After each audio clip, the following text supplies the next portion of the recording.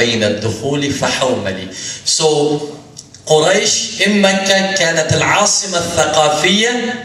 It was the intellectual capital. It was the financial capital because of what Allah subhanahu wa ta'ala allowed them to do. رحلة الصيف والشتاء أو رحلة الشتاء والصيف. It was the financial capital. It was the religious capital because within the confines of Mecca was Al-Kaaba. It was also the military capital in that area because when you have money, absolutely you must have power, you must have military power.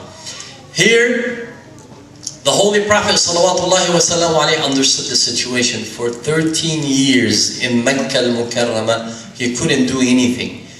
They persecuted him, they tried to confine him, and he never raised the sword against them, never did anything, against those who accuse Islam of being spread by the sword. The Prophet says for 13 years, I told them, if somebody slaps you, turn the other cheek. We have a message to deliver. Until the day the Prophet had to migrate from Mecca, and he only migrated from Mecca because there was an assassination attempt on the body of the Holy Prophet. Given the information by Jibreel alayhi salam to the Prophet, he comes when Abu Talib, the father of Imam Ali, died. He tells him, Ya Rasulullah, laqad mata nasiruk. The one that used to help you is dead right now, and Quraysh is planning to assassinate you.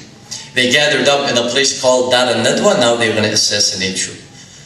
Ya Rasulullah, Rasulullah says, no problem. He walks, Rasulullah goes to Imam Ali alayhi salam and tells Imam Ali alayhi salam, Ya Ali, I want you to sleep in my chamber.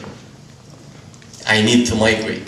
He says, why? He says, people, Quraysh, might try to assassinate me. Imam Ali says, Awa bisalamatin ya Rasulullah, will you be safe? He says, it's no problem. The Holy Prophet puts Imam Ali in his place. The people from Quraysh are monitoring the house of the Prophet, and they said as soon as the clock ticks 12, they're going to assassinate the Holy Prophet. They waited outside, 40 men waited outside, took their positions. They did not know that the Holy Prophet is about to escape. The Prophet sets sail, gets ready to leave. He knows there are people outside waiting for him. Imam Ali is already in bed, taking the place of the Holy Prophet. And finally the Holy Prophet salawatullahi wa salamuhu alayhi stands by the door ready to open the door before the clock strikes 12. And he gets his artillery ready. He points his weapon, he opens the door, and he pulls the trigger, and out comes وَجَعَلْنَا مِنْ بَيْنِ أَيْدِيهِمْ سَدًّا وَمِنْ خَلْفِهِمْ سَدًّا فَأَغْشَيْنَاهُمْ فَهُمْ لَا يُبْصِرُونَ. He picks up a pile of dirt, throws it in the air, and he says, شَاهَتِ الْوُجُوهِ. The people waiting outside couldn't see for a while. There was cloudiness. The Prophet gets away. As soon as they regained their vision, they look and they see exactly where the Prophet is supposed to be sleeping, a physical body sleeping, thinking that was the Holy Prophet. The clock strikes 12 and they attack the door, they open the door. With their swords they walk in and they find a body different than the Holy Prophet's. They poke him and the man gets up. It is none other than the cousin of the Prophet, Imam Ali salamullahi alayhi. And you can tell he was in a deep sleep. He wakes up, goes like this, and one from the back rank says, Ya Ali, ayna ibn ammik? Where is your cousin? Imam Ali alayhi salam says, Awaja'altumuni raqiban alayh? You made me an eye watcher over him? Awaja'altumuni raqiban alayh?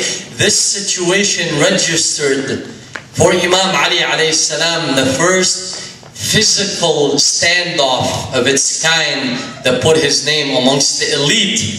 أَوَجَعَلْتُمُونِي رَقِيبًا عَلَيْهِ? You made me an eye watcher over him? And the voice from the back says, oh, you better tell us where your cousin is. What you don't realize is that we are 40 and you are a single body. Imam Ali alayhi salam places his hand on his sword, ready to release it from the scabbard. And he says, "Man arada minkum an afriya lahmahu min damih, falyadnu minni." Whomsoever of you wishes for me to separate skin from blood, draw near me. His name was registered in the standoff in that incident. And they know better. And the Holy Prophet ﷺ was already on his way to Medina. Yet Quraysh was still getting bigger and more powerful. And Rasulullah ﷺ, just like every migrator, you migrate, you lose everything in here. They take your assets. They get a hold of your assets. They steal your money, the money of your people. And it was known whoever wanted to migrate out of Mecca had to do what? Had to leave everything behind. You may have left your financial wealth. You may have to leave a son, a brother, a mother, a father who chose to take the different side from you. And that was a payment that you had to make, a sacrifice, for the sacrifice of migration, for the sake of leading a better life, for the sake of the Islamic world to produce, to move forward. Just like we all migrated here, so we can progress and move forward, as all our young children, young men and women have been moving forward for the past 5 minutes. Rasulullah sallallahu wasallam is in Medina right now. He hears there's a caravan coming from Syria coming back towards Medina. That caravan was what? لِإِلَافِ قُرَيْشٍ إِلَافِهِمْ رِحْلَةَ الشِّتَاءِ وَالصَّيْفِ. The رِحْلَةَ الصَّيْف is coming back from Syria. Rasulullah says to his people, we have money left in Mecca, and these people don't want to give them to us. Let's go mess around with the caravan that's coming. Who's at the helm of the caravan? Abu Sufyan, the arch enemy of the Holy Prophet. Abu Sufyan says he has no knowledge of what's going on. He has 40 men coming back with what he purchased from Syria. Allah gave him this bounty. Allah gave Quraysh the bounty of Rihlat al-Shita'i was-Sayf. They're coming back. The Holy Prophet sends 40 men. He sends 40 men to check up on this, so we can try to take this money that's ours. We're not stealing your money. We're not taking your money. It's money that you left. Just like when you go overseas and you tell your brother to consolidate everything that you have and just send it over. Sure you don't wear it. So he says, go check this qafilah headed by Abu Sufyan. They go, Abu Sufyan, by the way these people who went chasing him, he came over where they rested at one point of time, and he saw some of their camels, the feces of the camels. He takes one of the feces, the dried feces, and breaks it up, and he says, هذه علائف المدينة. This camel came from Medina. They're coming after me. He sends a messenger to Mecca.